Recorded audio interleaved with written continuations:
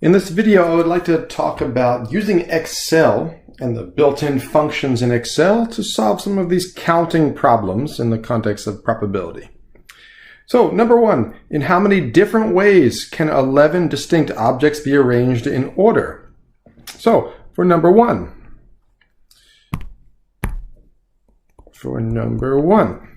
our formula, which says that the number of ways that n distinct objects can be arranged or ordered is n factorial.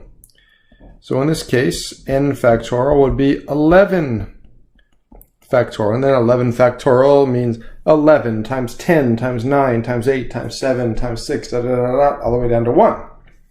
So in Excel, the formula for factorial is, start with an equal sign, FACT for factorial. As soon as you type in the first couple of letters, you see only 3 Excel functions start with FA, and the first one is returns the factorial of a number. That's exactly what we're looking for.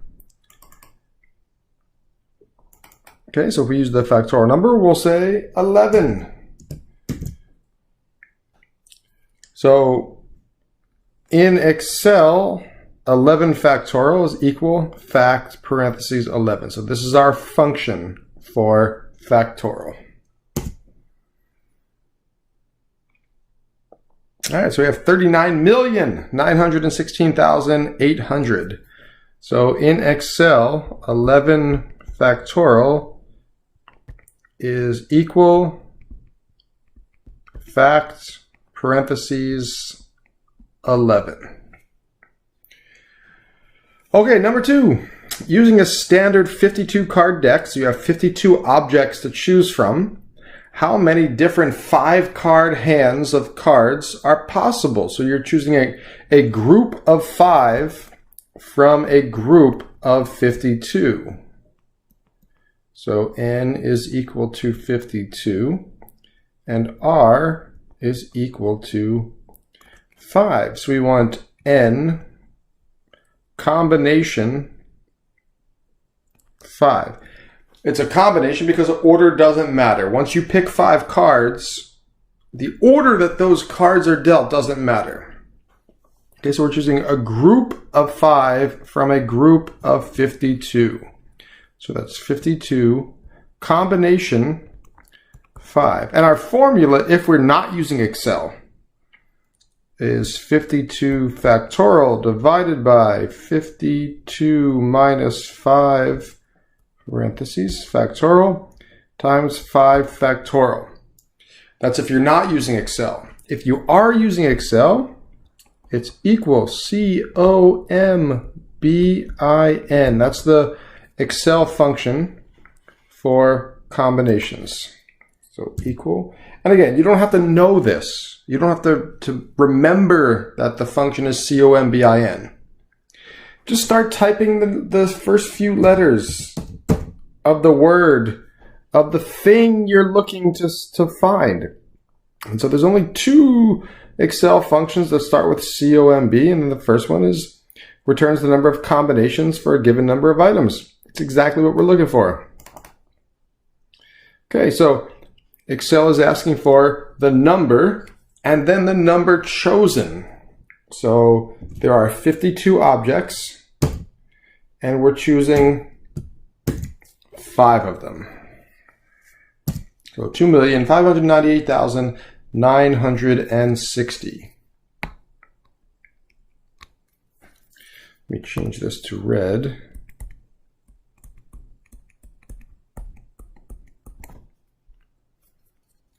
And then for combinations, the Excel function is equals COMBIN,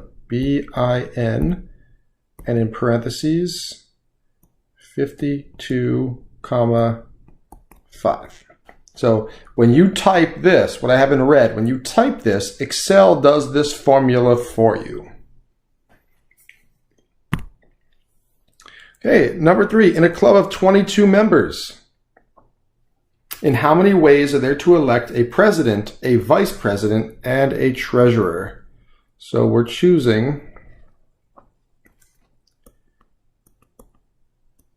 3 objects, and again, these are people, so I don't want to be offensive when I call them objects, but just in general, we're choosing 3 objects from a group of 22 objects.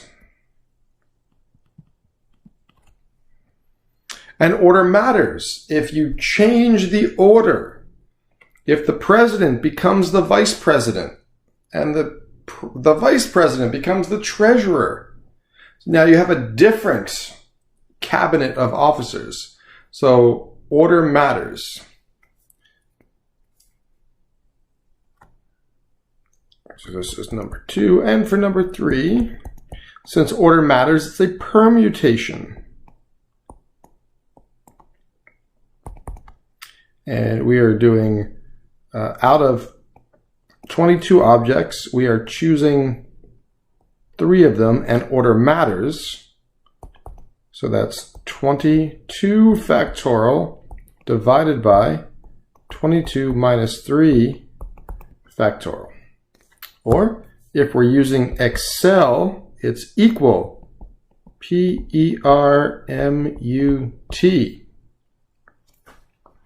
And again, just like with the combinations and with the factorials, if you're trying to do permutations on Excel, just type an equal sign and then start typing the word permutation. And you'll see there's very few functions, only 2 of them that start with the PERM. And the first one returns the number of permutations for a given number of objects. And so again, just like with the combinations, number and number chosen. So out of 22 objects, we are choosing 3 of them.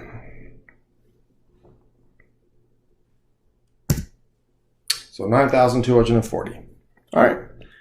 And so that does it. If you want to calculate 11 factorial, the Excel function is equal fact parentheses. If you want to calculate 52 combination 5, the Excel function is equal COMBIN parentheses 52 comma 5. And if you want to calculate 22 permutation 3, the Excel function is equal PERMUT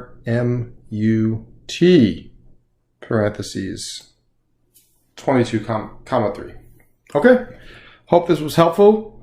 This really does streamline the calculation process. You shouldn't have to use a calculator for this, or paper and pencil. Just one, as with most of the other Excel functions, or actually all of the Excel functions we've covered so far in this course, it's just one line. They're all just one line. Okay, hope this was helpful.